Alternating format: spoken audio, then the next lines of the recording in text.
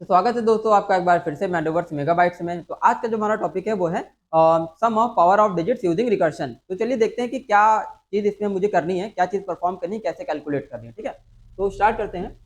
तो सबसे पहले देखेंगे कि सम ऑफ पावर ऑफ डिजिट्स है क्या बेसिकली। ठीक है, sum of power of digits है क्या, पहले ये समझेंगे। तो देखते हैं। तो देखो है क्या, सम ऑफ पावर ऑफ डिजिट्स में क्या कैलकुलेट करना है। जैसे नंबर है 135। ठीक, तो करना क्या है हमें, 1 की पावर 1 प्लस दूसरी डिजिट की पावर 2 प्लस तीसरी डिजिट की पावर 3। ठीक है, तो इस तरीके से हर डिजिट की पावर उसकी प्लेस वैल्यू होगी। तो 1 पहले प्लेस पे है तो 1 की पावर 1, 3 दूसरे प्लेस पे तो 3 की पावर 2, 5 तीसरे प्लेस पे तो उसकी पावर 3 हो जाएगी। इस तरीके से इसको कैलकुलेट करेंगे तो 1 + 9 + 125 आंसर भी क्या आ जाएगा, 135 आ जाएगा ऐड करने के बाद। तो हमें ये चीज कैलकुलेट करके लेके आनी कि ये कैसे काम कर रहा है। ठीक है, तो कोड देखते हैं पहले। इसका कोड कैसे देखेंगे हम लोग, लूपिंग के थ्रू। तो सपोज एक नंबर इनपुट करा लिया, n = sc.next int से। ठीक, वाइल का लूप चला देंगे। सबसे पहले वाइल के लूप में क्या लिख देंगे, n > 0। लास्ट डिजिट एक्सट्रैक्ट कर लेंगे, int n = int mod n mod by 10। ठीक है, फिर क्या करेंगे, नंबर को स्ट्रिंग में कन्वर्ट कर देंगे। कैसे नंबर को स्ट्रिंग में कन्वर्ट करते हैं, string s = string dot value of से। ठीक, ब्रैकेट में क्या पास कर देंगे, ये बात हमेशा याद रखो। String dot value of function जो यूज होता है वो किस लिए यूज होता है, जो इंटीजर वैल्यू यानी कि जो न्यूमेरिक इंटीजर है उसको कन्वर्ट कर देगा स्ट्रिंग में। स्ट्रिंग डॉट वैल्यू ऑफ के अंदर कुछ भी पास कर दो, नंबर पास कर दो, इंटीजर वैल्यू पास कर दो, फ्लोट पास कर दो, डबल पास कर दो। ठीक है, इसके बाद बाइट वैल्यू पास कर दो, शॉर्ट वैल्यू पास कर दो, लॉन्ग वैल्यू पास कर दो, यानी कि कुछ भी स्ट्रिंग डॉट वैल्यू ऑफ में इवन कैरेक्टर एरे भी पास कर दोगे तो किसमें कन्वर्ट कर देगा, उसको स्ट्रिंग में कन्वर्ट कर देगा। तो ये वाला जो फंक्शन यूज किया है, किस लिए यूज किया है, इंटीजर टू, ठीक, किसके लिए, इंटीजर टू स्ट्रिंग कन्वर्जन के लिए यूज किया। ठीक है, तो स्ट्रिंग डॉट वैल्यू फंक्शन क्या करेगा, इंटीजर वैल्यू जो n है उसको स्ट्रिंग में कन्वर्ट कर देगा। तो स्ट्रिंग में क्यों कन्वर्ट किया, स्ट्रिंग में कन्वर्ट करने के बाद हम उसकी लेंथ इजीली फाइंड कर सकते हैं, s.length। ठीक, अभी समझ जाओगे क्यों एग्जीक्यूशन में। अब क्या कर लेंगे, यहाँ पर एक इंट p वेरिएबल ले लेंगे, ब्रैकेट के अंदर इंट math.pw। ठीक है, क्या निकाल लेंगे, मॉड कॉमा l। ठीक, फिर यहाँ लिख देंगे सम = सम प्लस p और n = n/10। ठीक, अब प्रिंट करा देना है, क्या प्रिंट करा देना है, सम को ही प्रिंट करा देंगे। ठीक है, चलो देखते हैं एग्जीक्यूशन। एग्जीक्यूशन से प्रॉपर्ली समझ आएगा। तो एक n है हमारे पास। ठीक, इसके बाद एक है मॉड, एक है l, या फिर एक s भी ले लेते हैं समझाने के लिए, एक है l, देन एक है p और एक है सम। इतने वेरिएबल है हमारे पास। ठीक, अब देखो एग्जीक्यूशन कैसे होने वाला है इसका। ठीक है, तो एग्जीक्यूशन क्या होगा, n की वैल्यू, यहाँ पे n की वैल्यू क्या ले ली हमने, 135 ले ली। ठीक, क्या ले ली, n की वैल्यू 135। n की वैल्यू अगर 135 है तो अंदर एंटर करेंगे, मॉड निकाल लेंगे। मॉड से क्या निकलेगा, आखिरी डिजिट निकल आएगी। तो आखिरी डिजिट क्या निकल के आएगी, यहाँ पर 5 निकल के आएगी। 5 निकल के आएगी। उसके बाद हमने क्या किया, जो स्ट्रिंग वैल्यू थी n में कितना स्टोर 135, उसको हमने कन्वर्ट कर दिया स्ट्रिंग में। ठीक, n को कन्वर्ट कर दिया स्ट्रिंग, यानी कि आ तो s में 135 ही जाएगा, बट वो किस फॉर्मेट में होगा, स्ट्रिंग फॉर्मेट में होगा।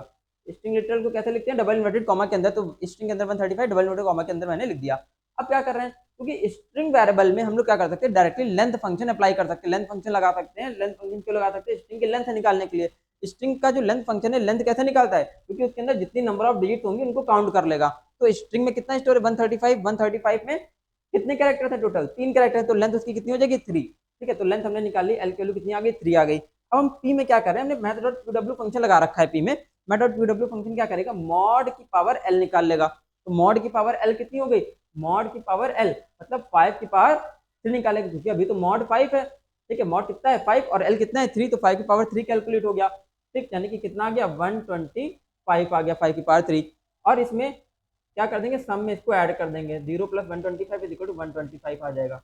ठीक है, तो जो हमने मॉड की पावर एल निकाली, ठीक, उसका क्या किया हमने, क्या निकाल दिया, 125 आया, 125 को हमने इसमें ऐड करा दिया सम में। ठीक है, और जो सम है ऊपर क्या है, इसको डिक्लेयर करा देंगे, हमेशा 0 ही डिक्लेयर कराएंगे। सम = क्या होगा, 0 होगा। आगे चलते हैं। अब क्या किया हमने, n डिवाइडेड बाय 10, n को 10 से डिवाइड कर दोगे तो n कितना हो जाएगा, 13 हो जाएगा। ठीक, फिर से ऊपर गया। अब उसका लास्ट डिजिट एक्सट्रैक्ट कर लेंगे, n mod by 10 आ जाएगा, यहाँ पर रिमाइंडर लास्ट डिजिट 3 आ जाएगी। ठीक, अब जो n है उसको किस में कन्वर्ट कर दिया, स्ट्रिंग में कन्वर्ट कर दिया। तो n कितना, तो 13, 13 को स्ट्रिंग में कन्वर्ट कर दोगे तो 13 स्ट्रिंग फॉर्मेट में बदल जाएगा। फिर उसकी लेंथ निकालोगे तो लेंथ कितनी आ जाएगी, अभी इसकी 2 आ जाएगी, 2 आ गया। देन इसके बाद मॉड की पावर l निकालेंगे, तो मॉड कितना था यहाँ पर 3 और उसकी पावर कितनी हो गई l2, यानी कि 3 की पावर 2 कैलकुलेट कर लिया, तो 3 की पावर 2 कितना आ जाएगा 9 आ जाएगा। ठीक है, जो 9 आया 9 को हमने फिर से कहाँ ऐड कर दिया, सम में ऐड कर दिया। तो सम की प्रीवियस वैल्यू कितनी हो गई थी 125, तो 125 प्लस 9 कितना हो जाएगा 134 हो जाएगा। ठीक है, कितना हो गया 134, जो उसकी पावर आई फिर से हमने कहाँ ऐड कर दी, सम में ही ऐड कर दी। फिर n को 10 से डिवाइड कर देंगे, n को 10 से डिवाइड कर देंगे कितना आ जाएगा 1 आएगा, 1 आएगा। देन उसके बाद ऊपर गए फिर से मॉड निकालेंगे, मॉड का मतलब लास्ट डिजिट एक्सट्रैक्ट होगी, कितनी आ गई 1 आ गई। ठीक है, 1 आगे जब लास्ट डिजिट एक्सट्रैक्ट हो गए फिर से हमने क्या किया, इसको स्ट्रिंग में कन्वर्ट कर दिया, किसको n को स्ट्रिंग में कन्वर्ट करेंगे तो 1 है 1 स्ट्रिंग में कन्वर्ट हो जाएगा। उसकी लेंथ निकाल लेंगे तो वो भी कितनी आएगी 1 ही आएगी। फिर से क्या फाइंड कर लेंगे, मॉड की पावर l यानी कि 1 की पावर 1, 1 की पावर 1 कितना होता है 1 ही होता है।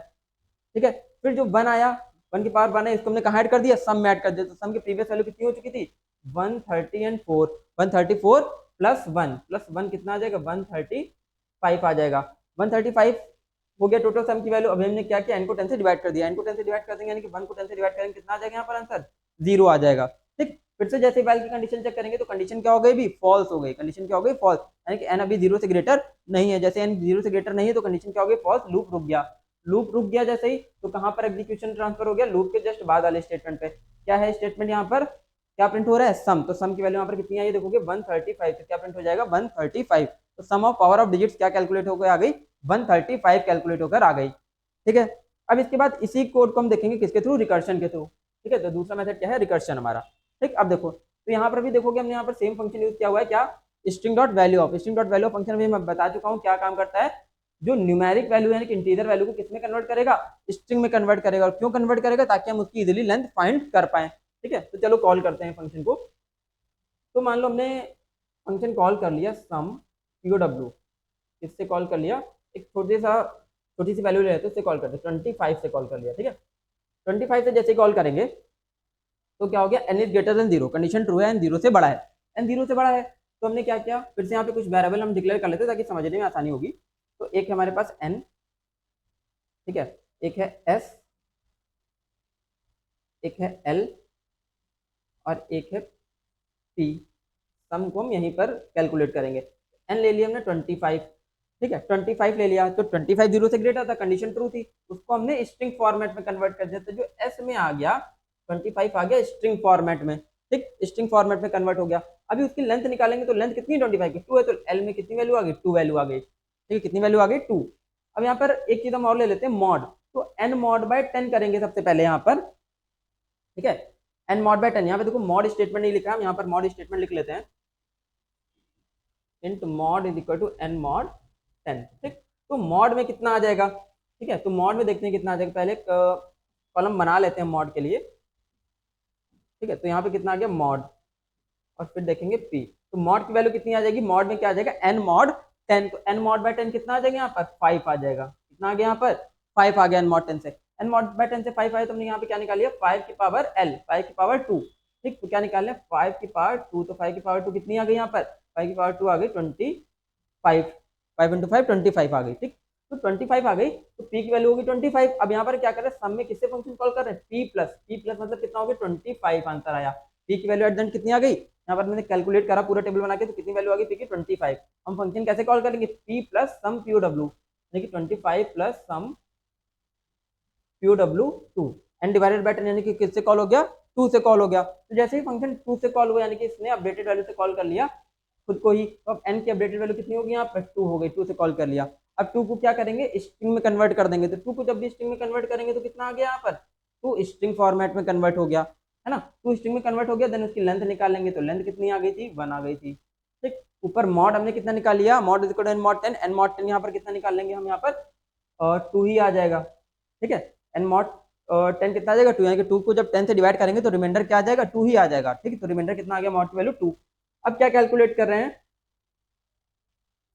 ठीक है, अब यहाँ पर कैलकुलेट करें 2 की पावर 1, यानी कि मॉड की पावर l, तो मॉड कितना है 2 और l कितना है 1, तो 2 की पावर 1 कैलकुलेट करेंगे तो 2 की पावर 1 कितना आ जाएगा 2 आ जाएगा। ठीक है, अब फंक्शन p की वैल्यू कितनी आ गई यहाँ पर 2। अब फंक्शन कैसे कॉल होगा 25 प्लस 2 प्लस सम POW, सम POW किससे कॉल कर लेंगे, n डिवाइडेड बाय 10 से, तो n डिवाइडेड बाय 10 कितना हो जाएगा, 0, 2 डिवाइडेड बाय 10 कितना आ जाएगा, 0 आ जाएगा। अब अपडेटेड वैल्यू किससे फंक्शन कॉल हो गया, 0 से फंक्शन कॉल हो गया। तो जैसे 0 से फंक्शन कॉल किया, बेस केस क्या बोल रहा है, n is greater than 0, but n is equal to 0, n तो 0 से बड़ा है ही नहीं, n 0 से बड़ा है ही नहीं, तो कंडीशन क्या होगी, फॉल्स। फॉल्स होगी तो डायरेक्टली किसी स्टेटमेंट पे आ गया, रिटर्न सम पे, तो क्या सम रिटर्न कर देगा, सम की वैल्यू पर कितनी डिक्लेयर करेगी, 0, तो क्या रिटर्न कर देगा, 0, तो क्या स्टेटमेंट बन गई, 25 + 2 + 0, यानी कि अब कॉलिंग रुक गई।